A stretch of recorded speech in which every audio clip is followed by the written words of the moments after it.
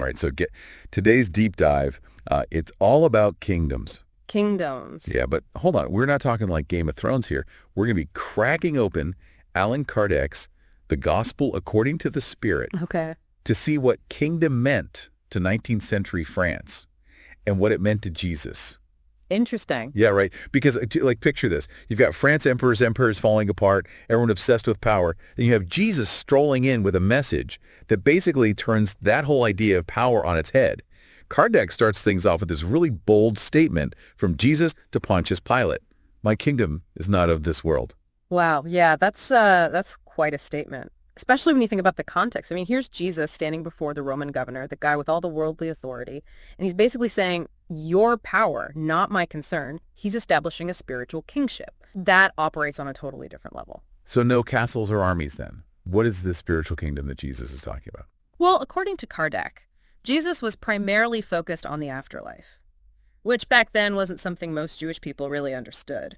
So Jesus was dropping these hints about a whole other reality that no one could see or touch. That's right. That's wild. And Kardec takes it a step further, saying that Spiritism actually completes Christ's teachings by providing concrete evidence of this afterlife. Hold up. Is Kardec saying Spiritism has like blueprints for the afterlife? Yeah. Because that's next level stuff. Not blueprints exactly, but it does get pretty specific. In Spiritism, the afterlife isn't some vague, wispy place. It's a material reality, meaning it has its own tangible existence with specific laws and conditions. And guess what? What? Spiritism says we can understand those laws and conditions right here, right now. Okay, so if Jesus is all about this spiritual kingdom, the afterlife, does that mean he couldn't have any kind of kingship here on earth? That's a great question. And that's exactly what Kardec tackles next. And this is where he introduces this idea of moral sovereignty. Moral sovereignty. That sounds pretty deep. It is deep. Think about it. You don't need a crown or an army to have a lasting impact. Individuals can achieve moral sovereignty through their ideas, actions, and contributions. It's about shaping the world even after you're gone. So less about ruling with an iron fist and more about leaving a legacy that inspires people. Exactly. Think about the kings of thought and innovation even today, whose impact goes beyond their lifetime. We're talking about figures whose ideas still shape the world. And Kardec argues that Jesus, through his teachings of love, compassion, and forgiveness, has achieved a level of moral sovereignty that's more powerful than any earthly ruler. He continues to influence billions of people. Okay, I'm starting to see how this kingdom thing goes way beyond castles and crowns. Mm-hmm. But how does believing in this afterlife actually change things for us now? That's another key point Kardec makes. He says that a firm belief in the afterlife totally reshapes how we view our earthly lives. So it's not just about where we go after we die, but how that belief impacts our lives right now. Right, think of it this way. Knowing that this earthly life isn't the end can help us face challenges with more peace and more resilience.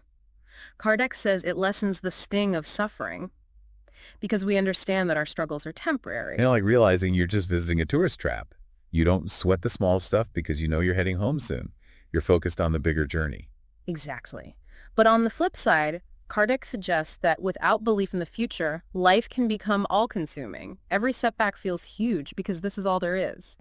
Then every loss, every disappointment weighs so much heavier. That makes sense. If this is it, then every moment feels like it has to count in this very specific way. And this brings us back to kingdom.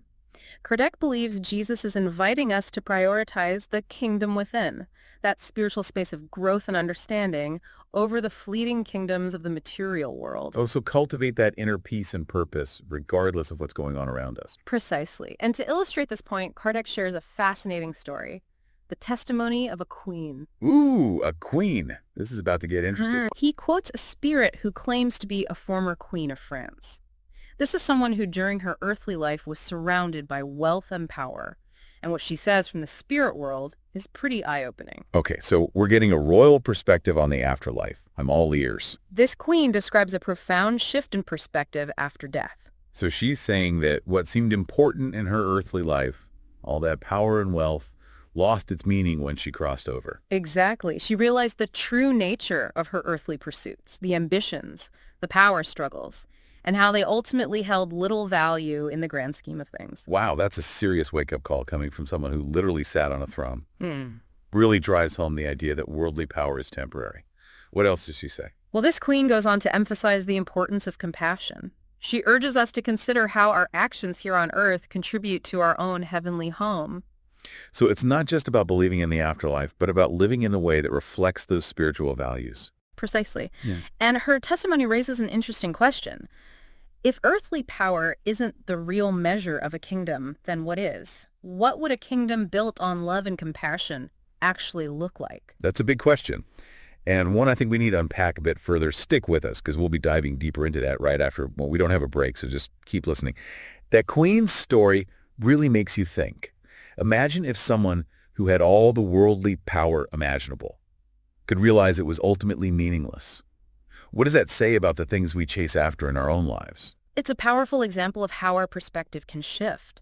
When we're no longer bound by the limitations of the physical world. This queen's experience really shows that death can be a kind of spiritual awakening, where our values and priorities totally change. It's like Guest pulls back the curtain and lets us see things as they really are. Kind of like in The Wizard of Oz, when Dorothy finally sees the wizard for what he really is, just some regular guy behind all the smoke and mirrors. Yeah, that's a great analogy. And remember, this queen's story isn't just about debunking earthly power. She's urging us to focus on something much more important. Compassion. Because in the end, compassion is what really matters. Think about what she said. What good did you do? What tears did you wipe away? She's reminding us that our actions here have consequences. Consequences that reach far beyond our own lifetimes. It's like we're building our own heavenly home one brick at a time through each act of kindness. That's a beautiful way to put it. And it brings us back to Jesus' message, My kingdom is not of this world. If we want to align ourselves with that kingdom, with those values, then our focus should be on cultivating compassion within ourselves and extending it to others. So it's not about waiting for some far-off paradise, but about creating that kind of heaven right here on earth through our actions. Exactly. And this ties back to the idea of moral sovereignty. Remember, it's about the lasting impact we make through our contributions, not our possessions or our status. So instead of building empires, we should be building bridges. Instead of seeking to conquer, we should be seeking to connect. You got it.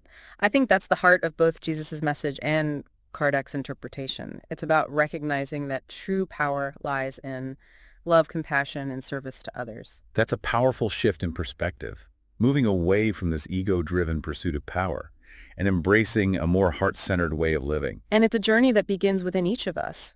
By cultivating compassion, kindness, and understanding, we become beacons of that spiritual kingdom radiating its light into the world around us. Okay, so we've talked about the difference between earthly kingdoms and Jesus' spiritual kingdom. We've explored the transformative power of believing in the afterlife and the importance of moral sovereignty. But I'm so curious, what would a world that truly embodies these principles actually look like? What would be the signs of Jesus' kingdom here on earth? That's a great question, and it's one that's really worth thinking about deeply. If Jesus were to walk among us today, where would he see evidence of his kingdom? Would it be in grand cathedrals and elaborate rituals? Or would it be in the quiet acts of service? Those simple gestures of love and compassion that create a more humane and just society. I love that image. Jesus walking among us, not looking for displays of power or wealth, but looking for those small everyday acts of kindness that often go unnoticed. Exactly. Imagine him finding his kingdom not in palaces or parliaments, but in homeless shelters and soup kitchens, in hospitals and hospices and schools and community centers. Imagine him recognizing his kingdom in the volunteers who give their time to serve others, in the activists who fight for justice and equality, in the artists who use their creativity to inspire hope and understanding. What do you think would he find his kingdom in those places? That's a beautiful and challenging vision. It suggests that building Jesus' kingdom isn't about grand gestures or sweeping pronouncements. It's about those countless small acts of love and service that ripple outwards, changing lives and communities one heart at a time. And those ripples have the power to create waves of change, waves that can ultimately transform the world. That's a powerful image to consider. It's like we each hold these little drops of love and compassion.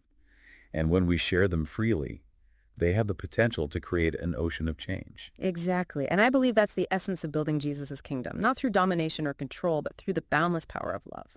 So as we wrap up this part of our exploration of the kingship of truth, we want to leave you with this.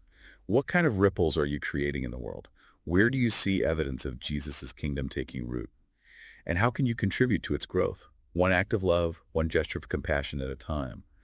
It's pretty inspiring to think that each of us in our own way can help build a world that reflects the values of Jesus' kingdom. It really is, it kind of flips the script on how we normally think about power. It's not about accumulating wealth or influence. It's about developing those inner qualities that allow us to connect with something bigger than ourselves. It makes you wonder what Jesus would say about the state of the world today. If he were to walk among us, what would he see as the biggest obstacles to building his kingdom? That's a really thought-provoking question. I imagine he would be saddened by the division, the greed, the violence that we see, everywhere. Yeah, it's hard to ignore that we've strayed pretty far from the path of love and compassion.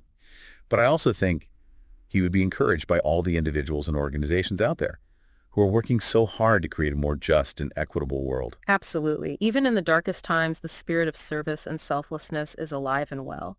Think about the volunteers who risk their lives to help people in need, the activists fighting for human rights, the educators who inspire future generations to embrace compassion and understanding. They're like these little sparks of light flickering even in the shadows. And each one has the potential to ignite something bigger. Exactly. And that's where our individual choices come in. We can choose to feed those flames of hope and kindness through our own actions, no matter how small they may seem. So instead of getting overwhelmed by the enormity of the world's problems, we can focus on making a difference in our own little corner of the world. Remember what the Queen said. Focus on the good you can do, the tears you can wipe away. Those seemingly small acts have a ripple effect, an effect that can extend far beyond what we can even imagine. It's like the butterfly effect, right? One small act of kindness can set in motion a chain of events.